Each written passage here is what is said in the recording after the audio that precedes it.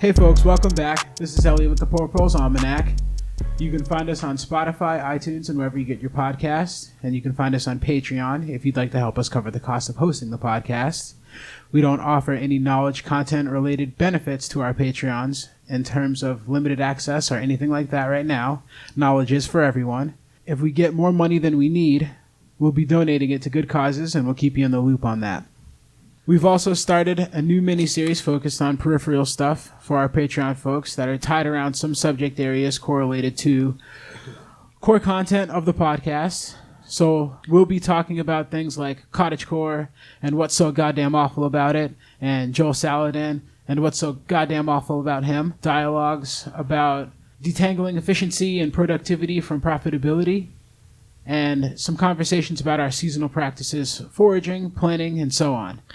If that sounds interesting to you, for $2, you'll get some mini-series and mini-episodes, stuff like that, and we'll be able to support this podcast for you guys. So here's a quick taste of it. Despite the fact that all these things have existed, Times Magazine named Joel Salatin the world's most innovative farmer, and at no point has he ever come out and said, hey, I wasn't even aware of these things, or I was aware of these things, or anything like that, but there are other people that have done it before me. He just kind of ignores that and, basks in the glory of being Mr. Farmer and the rock star of regenerative agriculture. Yeah, so I think there's something implied there. They're basically saying he's the first to do it in America, so it's innovative. I don't think they're going to count anybody from Zimbabwe. So hopefully you guys enjoyed that. And if so, head on over to Patreon. And for $2, you can get access to all of it. I believe the next one that we're going to be doing is going to be on the hogs of Chernobyl, which is going to be interesting because essentially they took domesticated pigs, and when everyone abandoned the area, they went feral. And we'll talk about what that means in terms of like what pigs can survive on, which I think is a pretty cool subject. So there's not much up yet, but we will be adding to it at least once every 2 or 3 weeks at the latest. Clearly, we enjoy making this content, and for our traditional episodes, there's not an insignificant amount of work that goes into each episode, as evidenced by the sources listed in each episode, so any support we can get to offset our actual cost, we fully and wholeheartedly appreciate. Additionally, if you are using iTunes, please give us a review so more folks find the podcast and hopefully join us on our journey. Reviews are incredibly useful in helping us both get ranked higher in algorithms used by iTunes, meaning more listeners, which also gives us the opportunity to start drawing in folks for interviews, which we would both love to do, and I think you guys would benefit as well, because there are areas that I'm not super confident in, and I'm sure Elliot isn't as well, where a specialist can definitely speak to some of these subjects better than we can. We'll actually be having a guest on our show in about 4 episodes. Historian and comedian Nash Flynn will be here to chat with us about the Irish Civil War, called The Struggles, the most Irish name ever, and how that might be a good model of what we might see happen here in the United States as things continue to deteriorate throughout the Trump presidency and what may become the Biden presidency. We've been growing fairly consistently, and that's pretty much entirely to the work you guys do by giving us reviews and telling other folks about us, and that's awesome. We'd like to think what we're doing is unique and valuable, and our hope is that we can present the current challenges facing the planet in a new light that gives hope and a sense of liberation through understanding how we can individually and collectively make meaningful change. Lastly, we're on Instagram and Facebook if you want to follow us over there. That page has also been growing exponentially, which is pretty cool. We don't just post updates about the show, but we incorporate leftist and ecological history, as well as some foraging, hunting, and botanical guidelines that we find interesting, and, of course, memes. And if this is your first episode, we highly recommend going back to the first episode of this mini-series, at the very least, and catching up, since each episode springboards from the previous content. That said, I know some folks have reached out to us explicitly about this episode because we've been dropping hints about it forever, simply because with COVID, we've just had a hard time getting together. So we're finally here. This is the 4th episode of our mini-series we've called the ReImagining series, and it's an opportunity for us to not focus on skills or knowledge or anything like that, but use history as a tool to learn from our past mistakes. Since the concept of this podcast is the current state structure that is dissolved or collapsing, we are not held to the various hierarchies and debts that exist today, and we have the opportunity to reimagine how we use the world as it is today for the world we want, an authentic democratic society in which folks are not limited by capital or resource allocation. In this fourth episode, we're taking a look at the complex Zapatistas movement and autonomous zone in southern Mexico, which has been in existence for over 25 years, despite repeated attempted occupations by the Mexican military. The history of Chiapas, the region where Zapatistas originated, is long and complex, stemming from the original arrival of Europeans into the Mayan region over 400 years ago, and has a bloody history of repression. The region has been marked by the failure of globalism, and the spark that led the armed resistance is generally identified as NAFTA, North Atlantic Free Trade Agreement, which decimated local indigenous farmers, literally overnight, where their traditional farming methods, paired with the fact most parts of Chiapas did not have running water or electricity, could not compete with the industrial farms of the United States. We're going to look at the functional aspects of the Zapatista movement, which gives us some really good guidance on what an alternative communal system can look like. While they don't claim to be any type of system, that is, they don't claim to really be anarchists or Marxists or Maoists, despite the fact that there is a significant role of those groups involved with what's happened in the Zapatistas region, also known as the EZLN. The ideas of these different types of systems were an important role in recognizing the historical context of the community at play and how those historical systems of economy and politics play into the application of communalist liberation. The focus within the EZLN is in giving the indigenous people the opportunity to both reclaim their heritage and liberate themselves through direct democracy and access to resources to create self-determination. If you're looking to read deeper into the subject and the areas we talk about for examples of resistance to global capitalism, the main texts we reference in this episode are the Zapatista Reader, edited by Tom Hayden, which is a really good text for a framework of what's happened there and what led up to the Zapatista Revolution, and Hilary Klein's Companeras, Zapatistas Women's Stories, which provide us with a lot of the information on what the day-to-day living situations are there, particularly in how they operate their direct democracy. Hilary Klein's text in particular highlights the actions and goals that give way to what seem to be impossible, autonomous, directly democratic zones, which cast away the reins of global capital and state power. Our focus instead is on looking at specific areas where they have been extremely effective at utilizing their limited resources in order to drive effective resistance and the ability to stay autonomous and self-sustaining over the last 25 years. Reflecting back on the most recent episode of the miniseries on community self-defense, we see this as a functional role in the Zapatista movement, which we'll cover quickly. While the revolution began upon the first day of the NAFTA Treaty, January 1st, 1994, not a single bullet has been fired since by the Zapatistas following those first 2 weeks of revolution. Subcomandante Marcos, the well-recognized ski-masked voice of the Zapatistas, has articulated that they have no interest in shedding blood, but will defend themselves, and in the few shots taken, those shots were heard around the world. Words are now their weapons, he says. Despite this resolute position on nonviolence, the Zapatistas are almost always seen ski masks on, weapons over the shoulder. The threat continues to exist of the Zapatistas' ability to defend their homes. The interesting thing we find in particular about the Zapatista revolution is that they clung to no powerful, ground-shattering strategy for their success in losing the chains of the state. They simply used their weapons to declare themselves into existence, to be heard. And with their voices, they have managed to steer their own course in history. Yeah, so I think it's worth talking about a little bit how the Zapatistas, despite seeming like they shouldn't exist, Mexico, I think, has the 8th largest army in the world. And despite that, they've managed to create their own autonomous space. A big piece of that is the PR component of them being able to articulate their justification for existing the way they want to exist, which I think gets lost in a lot of conversations about this. Generally, across the spectrum, right and left, people support the Zapatistas when they hear about it, which is interesting because if you're looking at the raw evidence, they're pretty much an anarchist community with their own nuance based on the historicity of the area and the self-guidance of the indigenous people there. Despite that, they have an overwhelmingly positive support or view from the rest of the world. And it's largely because of Marcos, and it's largely because they were able to articulate a very simple, easy to identify enemy in very simple terms that's hard to challenge, in that this global system, the global north, the United States, is destroying our way of life. And I think it's hard to articulate a cohesive position against that.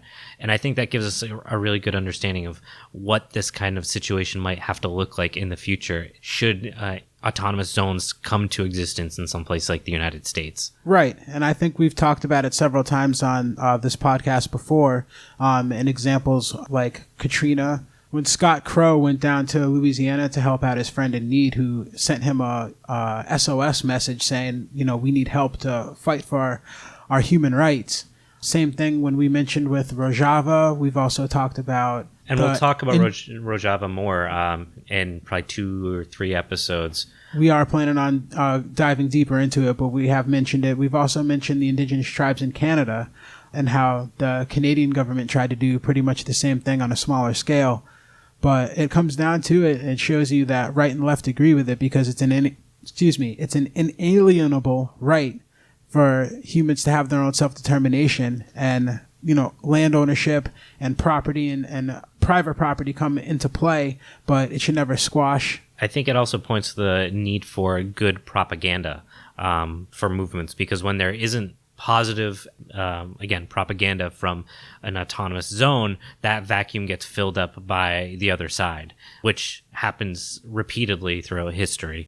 And we've also kind of hinted at it, in particular in some of our memes that we posted, about the necessity of autonomous zones to cross the threshold between urban and rural, particularly for urban spaces where a lot of revolutions begin.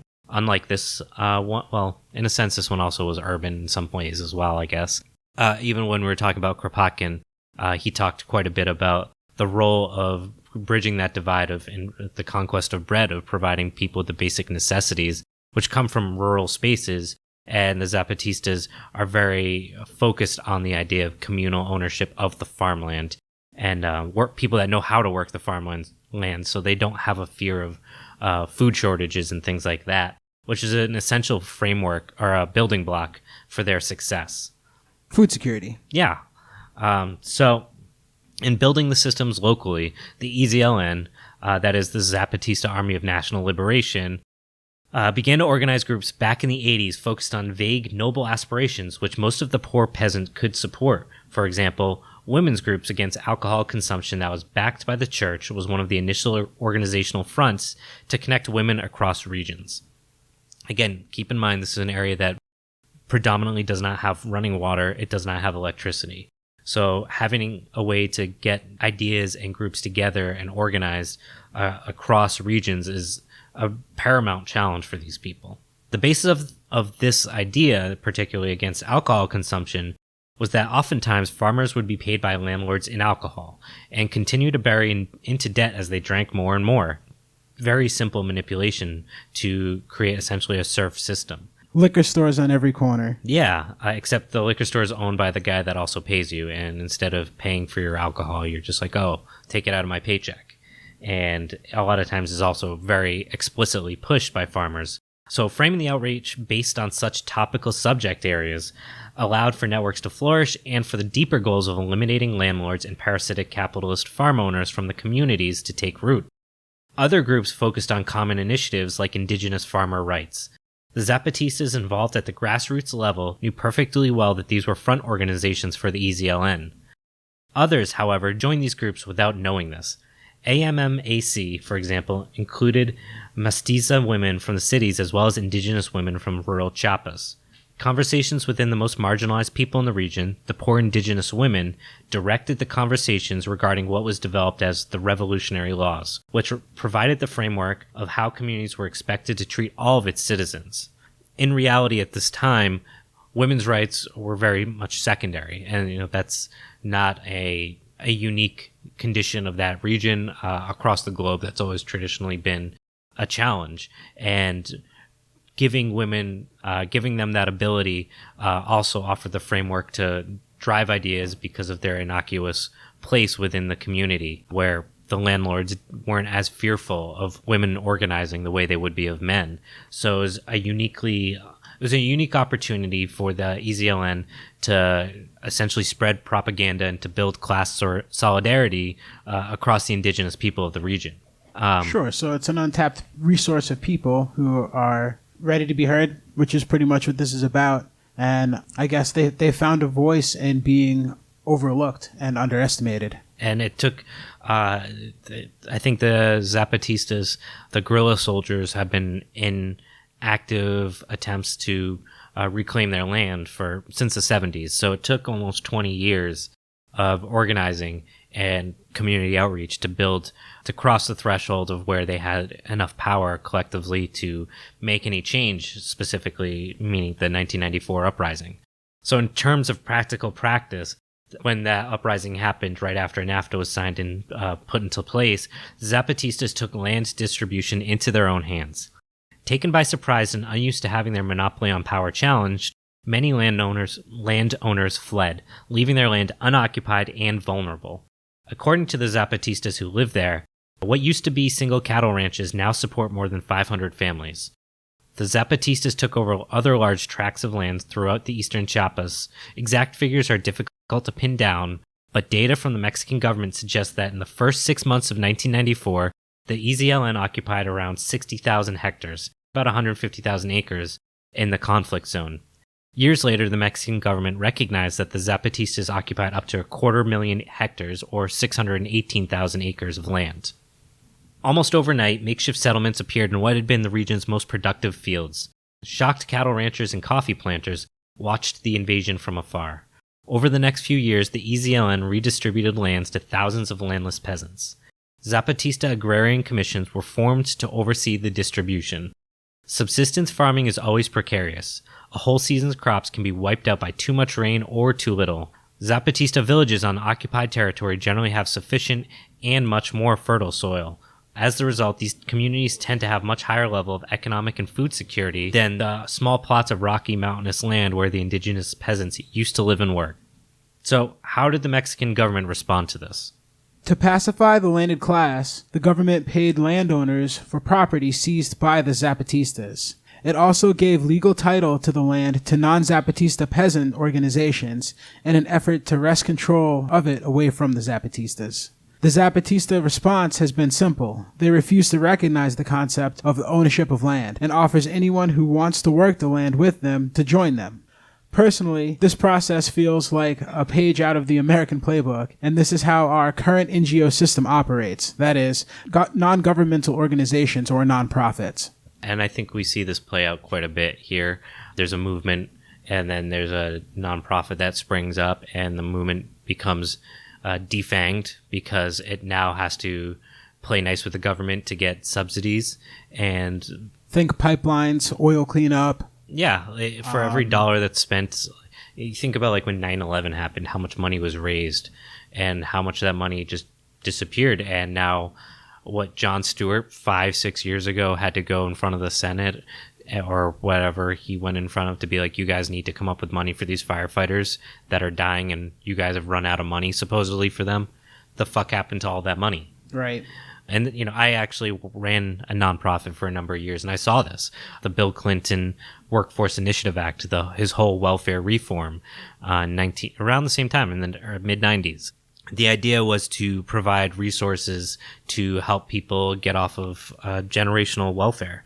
And, like, it's not a bad idea to try to get people motivated to have a meaningful work. However, what happens is that nonprofits generally try to follow the lines of capitalism, in that every year it's expected that you have higher returns on that same dollar. They want continued growth, continued everything, but they usually don't increase funding.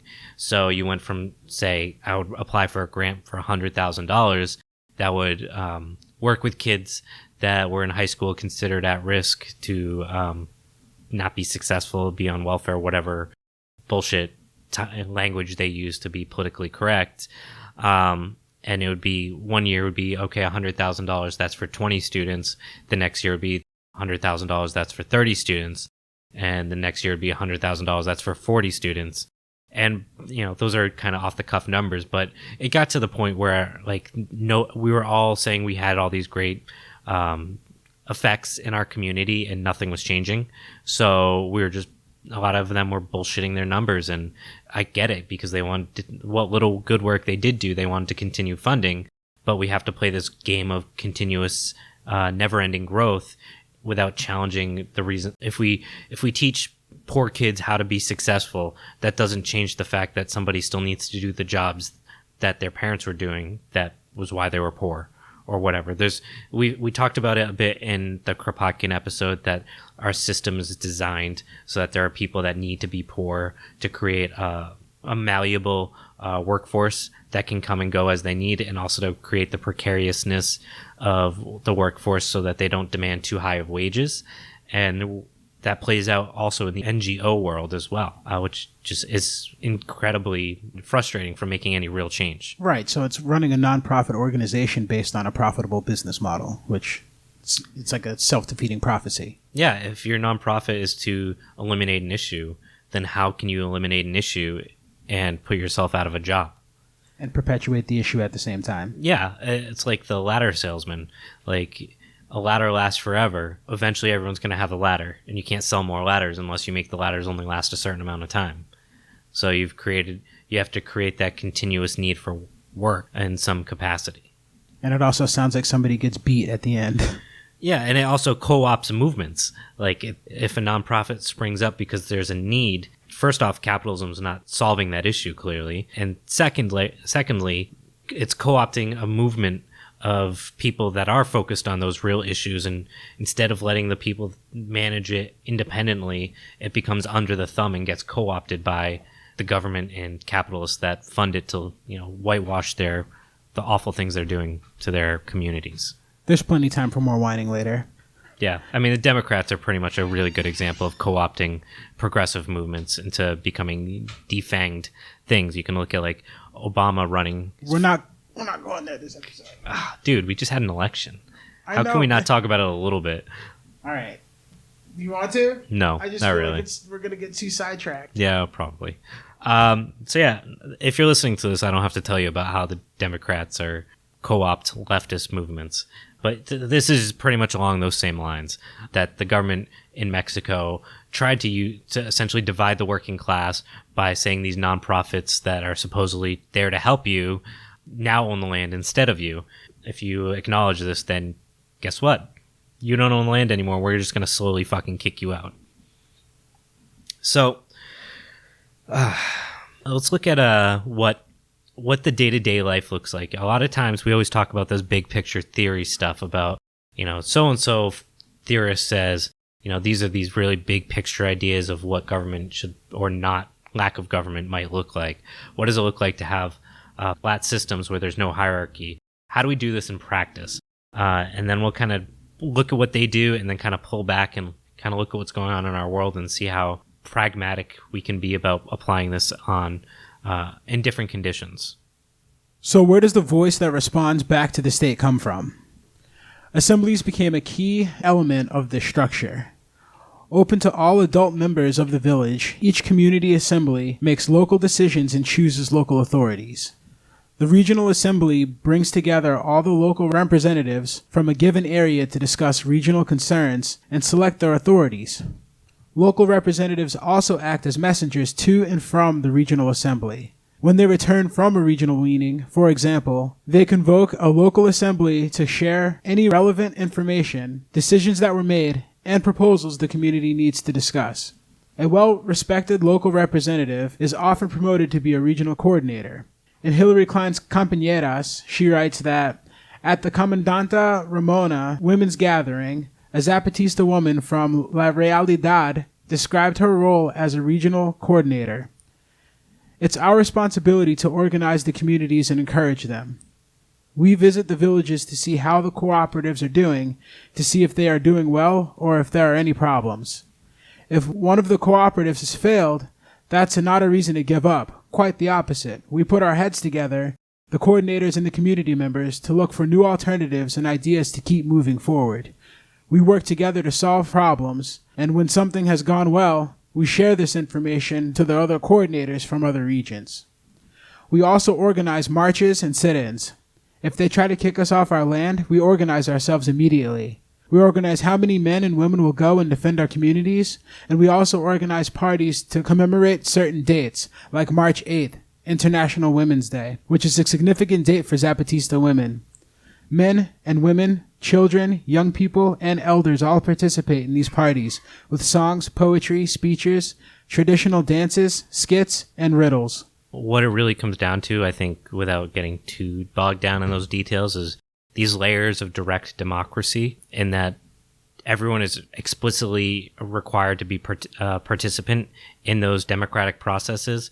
And I think we're going to cover a little bit more in detail what that means exactly. But what we're seeing is that there's a very strong need and drive that everyone is involved, so that there's no longer an issue like in this country, for example, where people just say, well, what are you going to do? That doesn't exist there. And these layers continue. The EZLN's highest body of political leadership is the CCRI, and individual members of the CCRI are called comandantes. Because they are called comandantes, outsiders often mistakenly think the members of the CCRI are part of the EZLN's military hierarchy, but the comandantes are civilians. They are Zapatista movement's political leaders. After proving him or herself, a skilled regional coordinator might be promoted to the CCRI by the regional or zone-wide assembly. For the indigenous people of Chiapas, community assemblies have historically been an all-important institution for making collective decisions about anything impacting the whole community. These assemblies are held in any available communal space. Discussions are informal and can be long because everyone has the right to speak until an agreement is reached. Zapatista cooperatives are the backbone of the local and regional economy. Once the autonomous government and systems of healthcare and education were up and running, these too become Zapatista infrastructure. Participation in the Zapatista movement therefore encompasses women's involvement in political affairs and the political life in general, community decisions about healthcare, education, government, and so on. None of the Zapatista authorities are paid. Holding a position of public responsibility is seen as a way to serve your community. They are, however, supported in other ways. A local representative from La Realidad explained, when the local representative goes to the regional meetings, the women make an agreement to support her by paying her bus fare. We have to travel more than 8 hours to get to the meetings, sometimes up to 12 hours, and the meetings last for 2, sometimes 3 days. The community makes an agreement that the women will support this person by taking care of her children, washing the clothes, donating tortillas to her family, carrying firewood to her house, and her husband also helps out by taking care of the house, the children, and the animals. So let's think about how this plays out in American and urban and rural spaces, and how we can reorganize our communities in the absence of state, given our access to better resources, technologies, and infrastructure that we already have in place. Much of this infrastructure in the EZLN was designed based on historical precedent within the Mayan region. Many of these structures reflect how small towns organized prior to settler colonialism arriving on their doorstep. So this is talking about that idea of historicity, of the role of the indigenous history in their understanding of what government should be compared to what it was, and then kind of fusing the idea of self-determination and I wouldn't even say non-government, but I guess non-placeholder government. They're still government, but they're treating it like we Americans think we have a civic duty by voting. They're actually treating their government as a civic duty, where they go and speak for their zones and their regions, and when they're gone, all of their civic duties are, being taken care of by the people that they're speaking for. Yeah, it's direct democracy, which I think is we just had an election, and I hate to harp on this again, but at the end of the day, most of the things that we voted on in our election don't really affect us personally. In Massachusetts, we had the right to repair bill. That was a part of one of the choices that was on our ballots. And I'm not a mechanic. You're not a mechanic. Right to repair doesn't significantly impact us. And for a lot of people, that it doesn't really have a major impact on what your day-to-day life is. Not that it's not something that's important to be talked about, but it's not a direct democracy in the sense of I'm not voting in a room with the automakers who are trying to tell me this is a bad idea, or the mechanics who are telling me that the right to repair is a good idea. We use the government kind of as a intermediary that is very static and just exists as a monolith. Whereas in some place like Chiapas, the government is a fluid, transient thing, reflective of the people that live there. The government isn't like this thing that exists behind a wall. It's something that exists with them collectively. And I think that's what generally gets lost.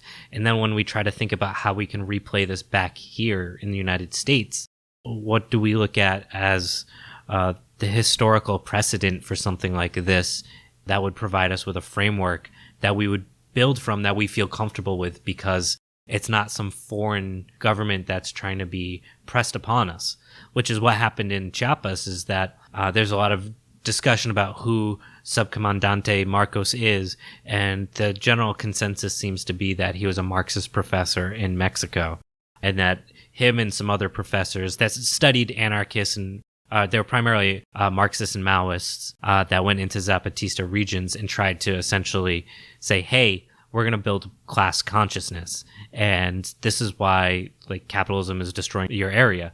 And it didn't really work. And he's come out and kind of said it in various interviews that like him and the folks that came with him had to sit down and learn from the locals to understand the material conditions and the historical conditions that were meaningful enough to frame up the way they were able to build community government. And we see that here, where a lot of this is based on the precedent of how historically these communities have run. Trying to do that in a colonized space like where we live today is a challenge, because there is no indigenous culture that any of us can really attach ourselves to, because we've pretty much wiped it all out. So what do we have for that historical condition that can guide that conversation for us? Anything from the American Revolutionary War onward, which is... Even before that, I mean, you think about, I guess, small towns and... Are you talking about like town charters and things like that? Yeah, I guess, because that's a direct democracy, is like those small towns. I mean, and obviously they have problems, but much like the Mayan regions the Zapatistas currently occupy, those had, I don't know what they're called exactly, kings or something like that. Do you know?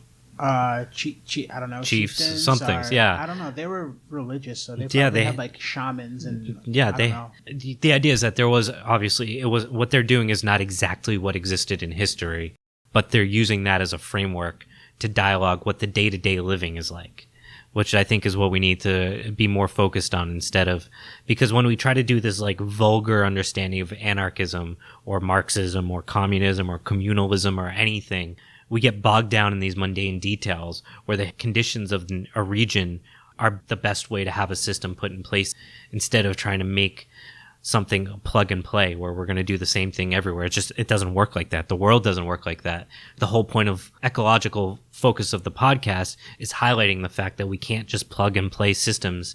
We have to pay attention to the conditions of the systems. Excellent segue. Listen to our first episode on complex systems.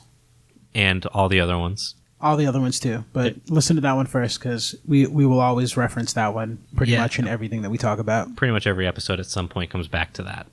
But yeah, so I guess my point is that, we're talking about this because we want to think about how, because it's interesting, first off, it's a successful whatever kind of state or stateless community you want to call it, but also that we should be able to learn from it. And we have a very challenging situation here in the United States of trying to figure out how we identify those historical conditions without appropriating any cultures that can provide a framework of what a direct democracy can look like. And I think what you're saying, like those town charters, they're a good starting point of what we could think of as direct democracy.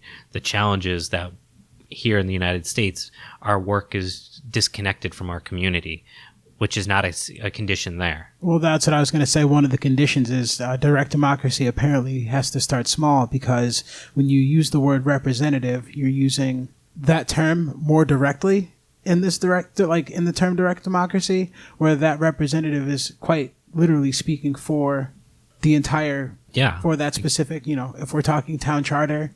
Yeah, and there's the relocalization of economy and work and community. I something I was reading about, like, it was from like the early 20th century, about how communities didn't really exist anymore and nobody knew their neighbors. And I feel like our parents say the same thing, like, oh, back in my day, we used to know our neighbors. Historically, since the Industrial Revolution, that's always been a thing, because we talked about it a bit in the Kropotkin episode.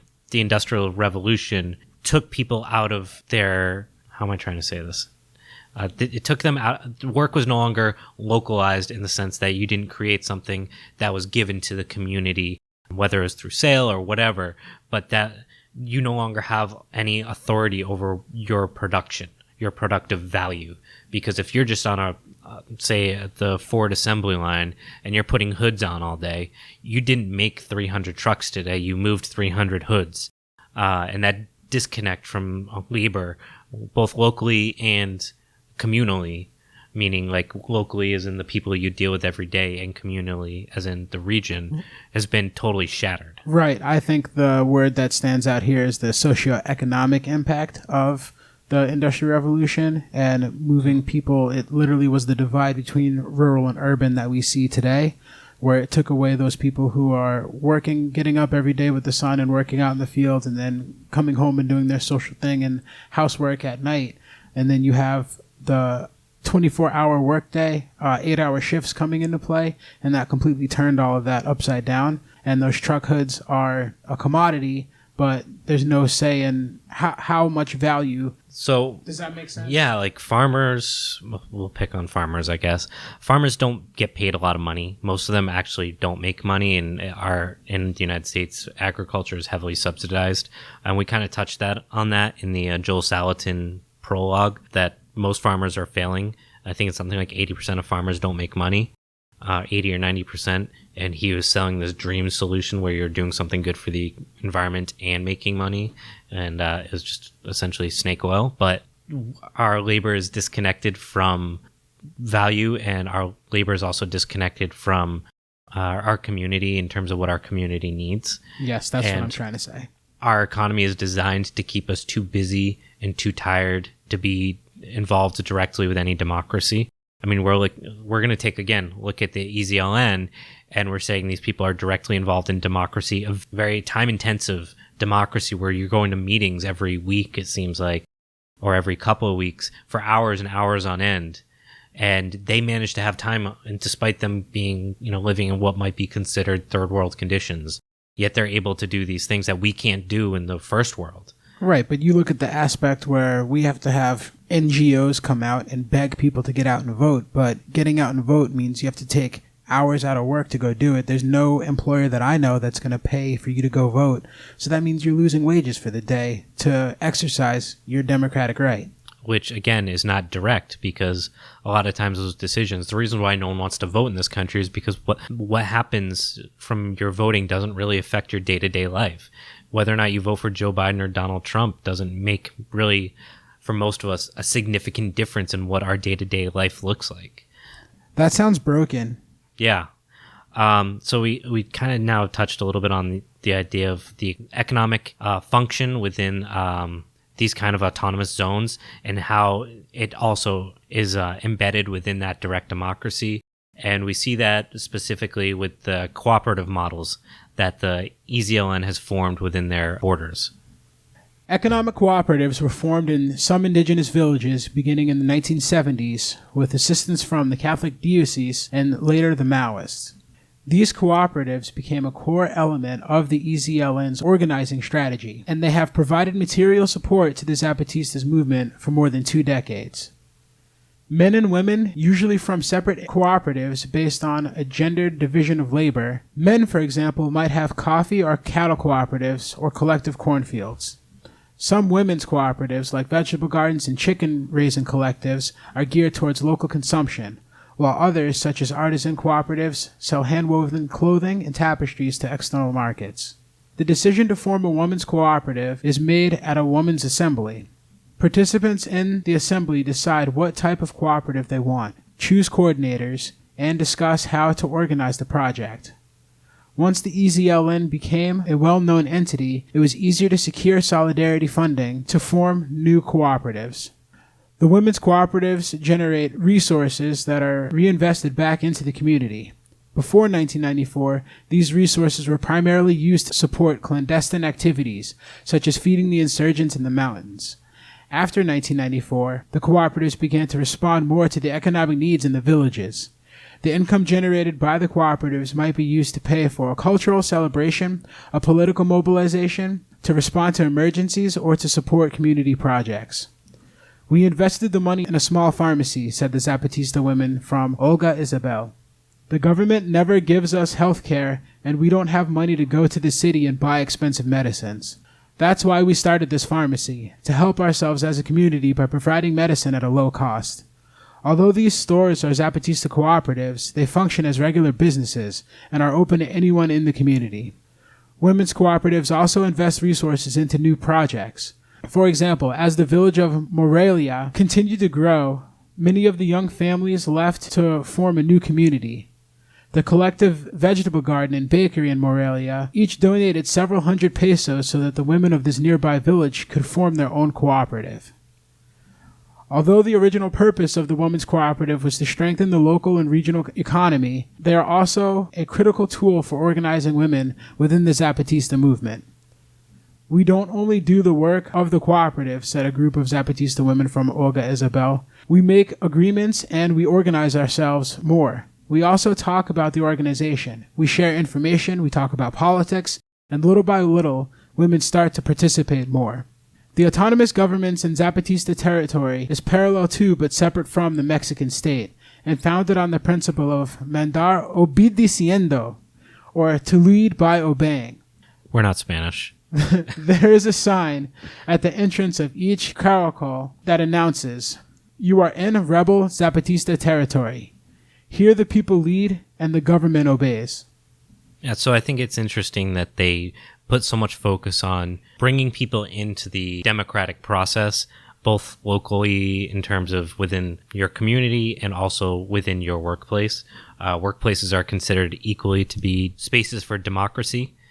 And I think that's important because by democratizing the workspace, we're efficiently allocating those resources to what we need instead of what's most profitable, which is why an area that's so poor can do so much as well. They're working with no capital investment in an area that could barely grow enough food for those people, yet they're continuously expanding and enriching the lives of the people there.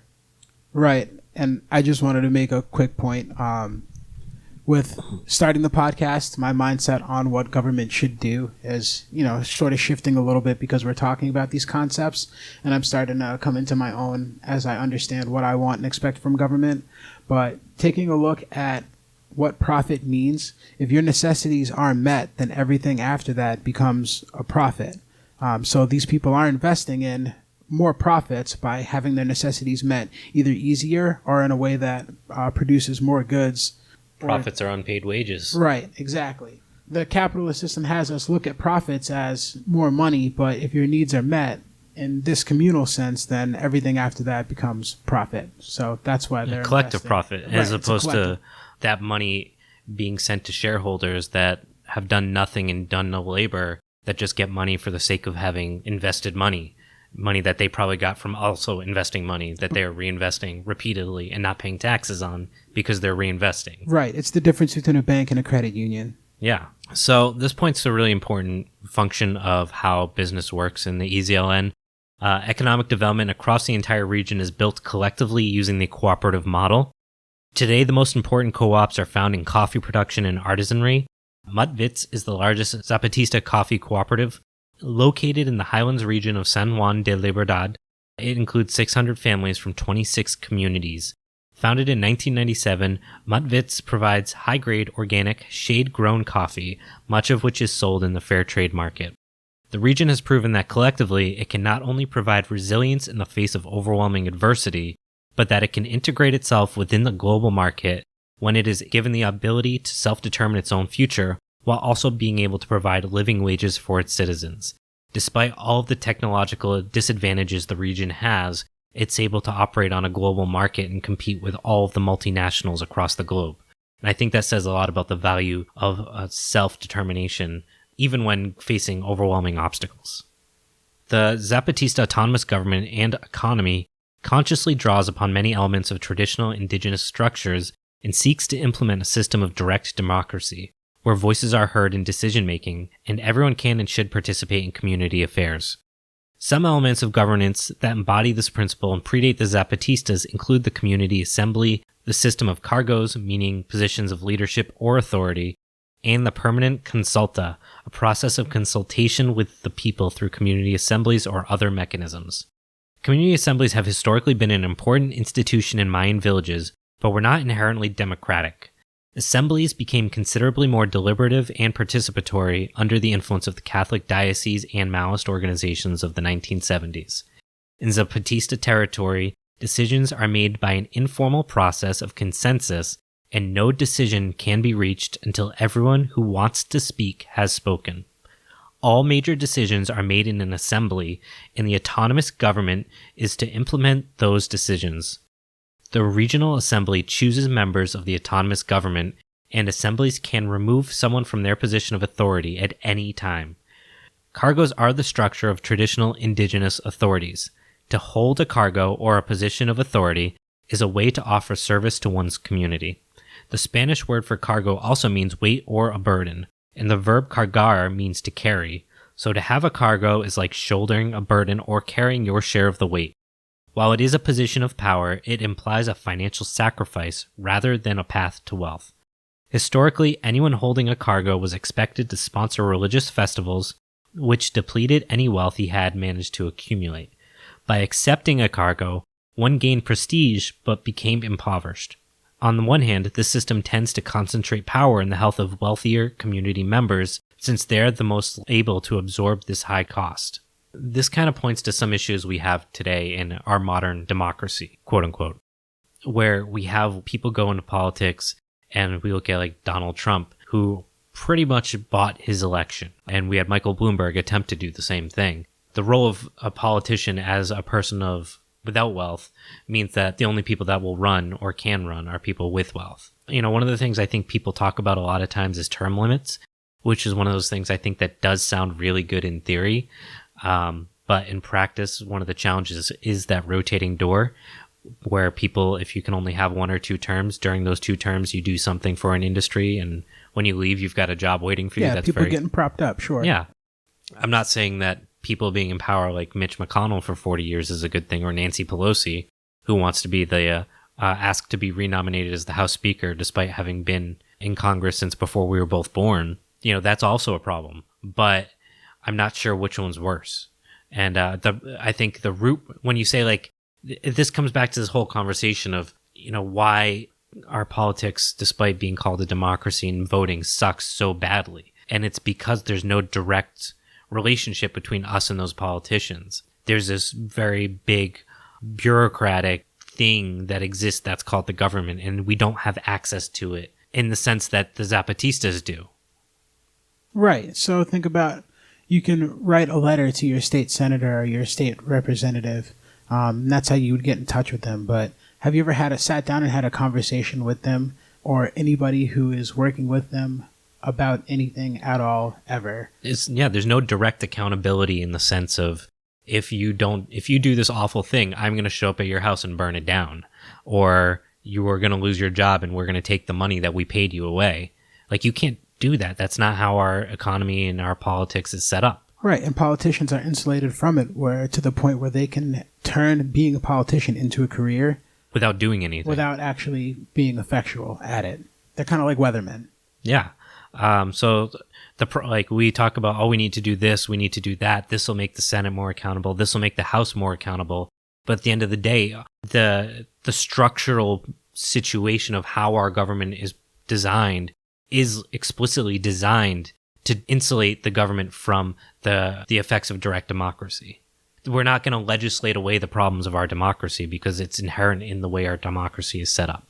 Absolutely. Whereas they don't have this problem because they have this such direct sense of democracy, both economically speaking and politically speaking.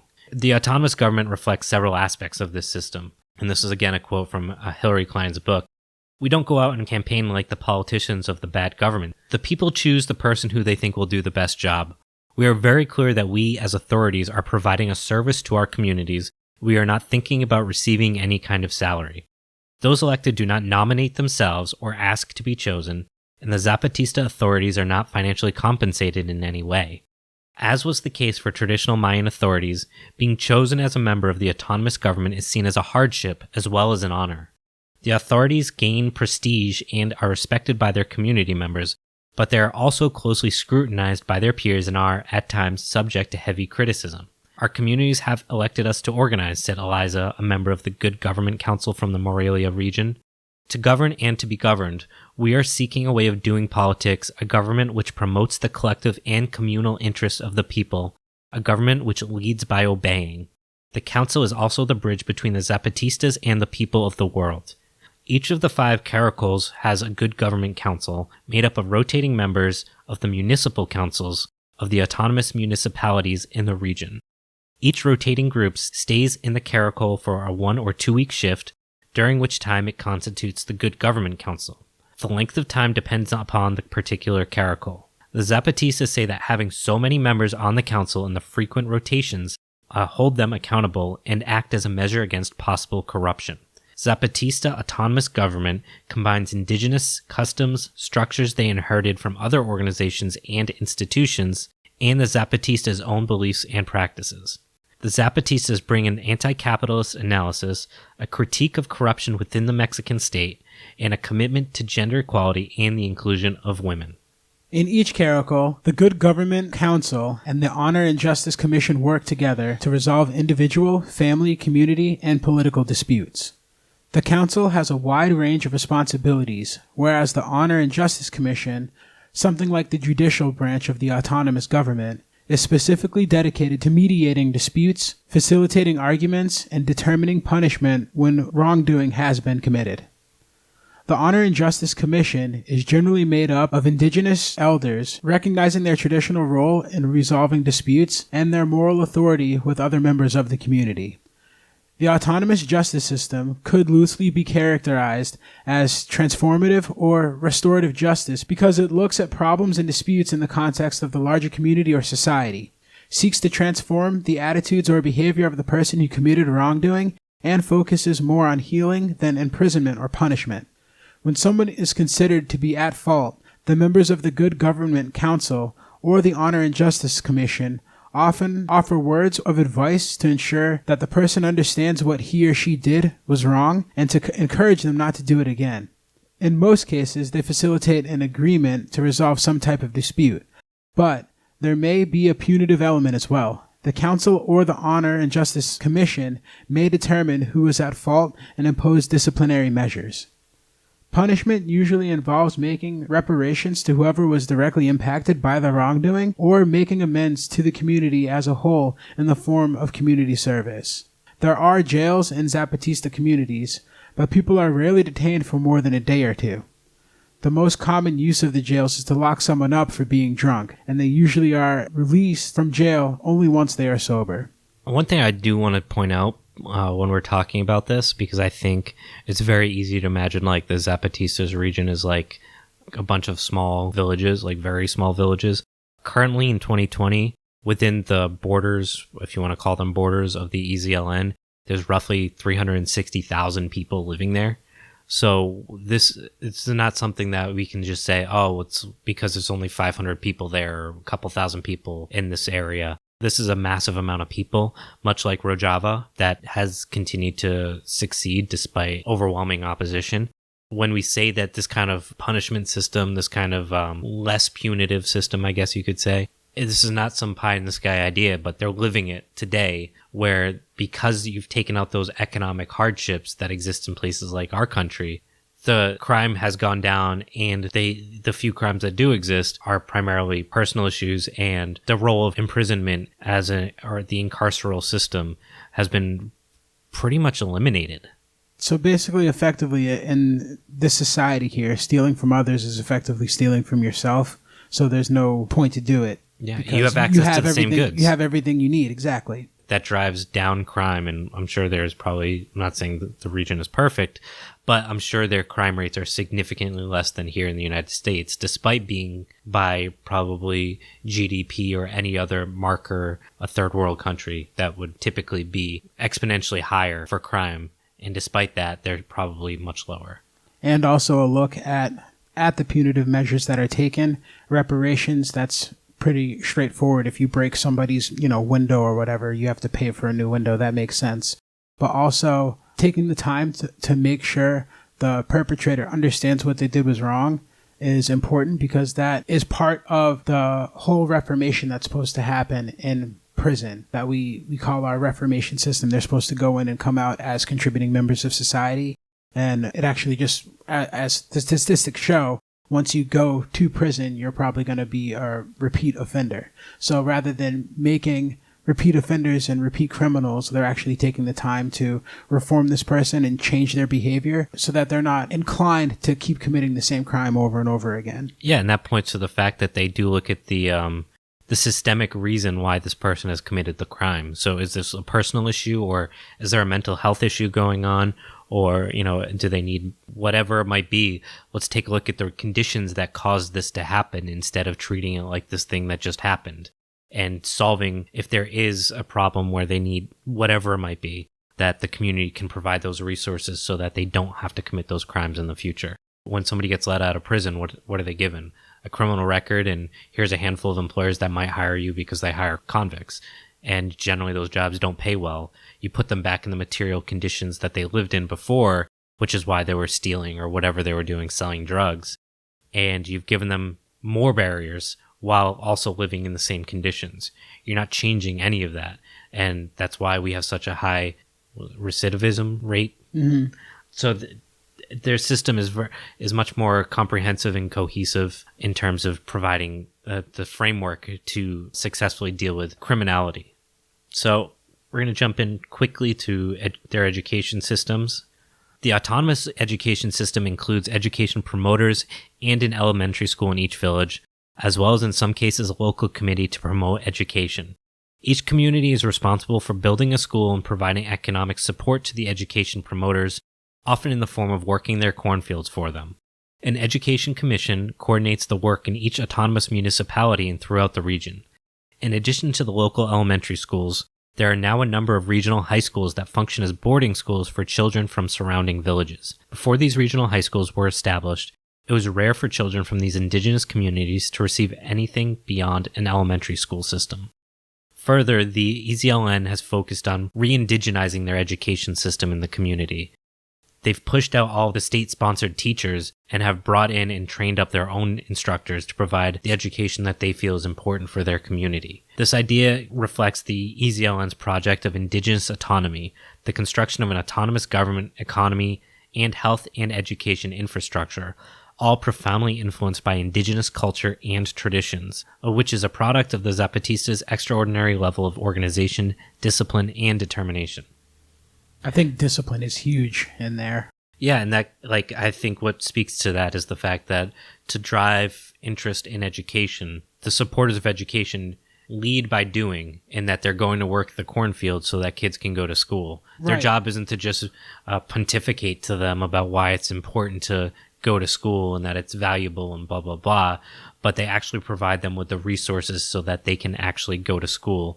Not in just providing the school space, but also in providing their family with the material needs that they need to allow their kids to go to school. Right, and the fact that we were talking about profits once your needs are met. Once their needs were met, they had enough extra to go on to build secondary education, which I think requires a significant amount of discipline, because there's no way that happened overnight. Especially without some big block grants from a government or investment from the United States like we tend to do in other countries where we give them giant amounts of money and food and then we own them. Right. Very admirable. Yeah. So today, like I said, the Zapatistas, a region is approximately 360,000 people.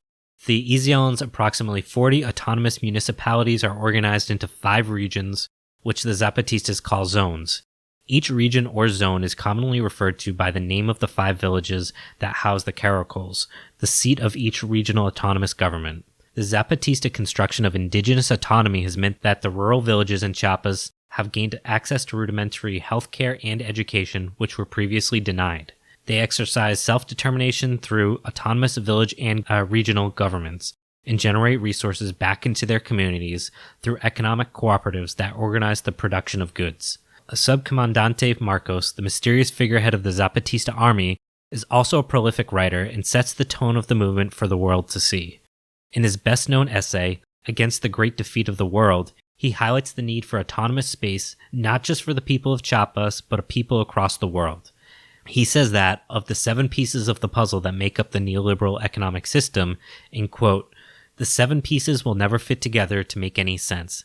This lack of sense, this absurdity, is endemic to the New World Order. There is no horizon. The world is burning. Every figure is trying to survive by concentrating on his own immediate need and survival. Claustrophobia, at its most extreme, is not caused by overcrowding, but by the lack of any continuity existing between one action and the next, which is close enough to be touching it. It is this which is hell. The culture in which we live is perhaps the most claustrophobic that has ever existed. In the culture of globalization, there is no glimpse of an elsewhere or an otherwise. The given is a prison. It is necessary to build a new world, a world capable of containing many worlds, capable of containing all worlds. The first step toward building an alternative world has to be the refusal of the world picture implemented on our minds and all the false promises used everywhere to justify and idealize the delinquent and insatiable need to sell. The act of resistance means not only refusing to accept the absurdity of the world picture offered to us, but in denouncing it. Really, what we're saying here is this idea of relocalizing a global network of municipalities in the model of what we're seeing in the Zapatista region. Again, earlier we talked a little bit about what it might look like to see direct democracy in small communities. And as the leader, Subcomandante Marcos, highlights this. And I think he, in reference to our first episode again, he references in that last piece, it's basically complex systems. They can't be rigid cookie-cutter pieces that fit together neatly. Those systems have to be able to change with the current needs and sub-regions, but in order for those pieces to morph into what they need to be, the other regions are going to have to change with it into an overall complex system that works together.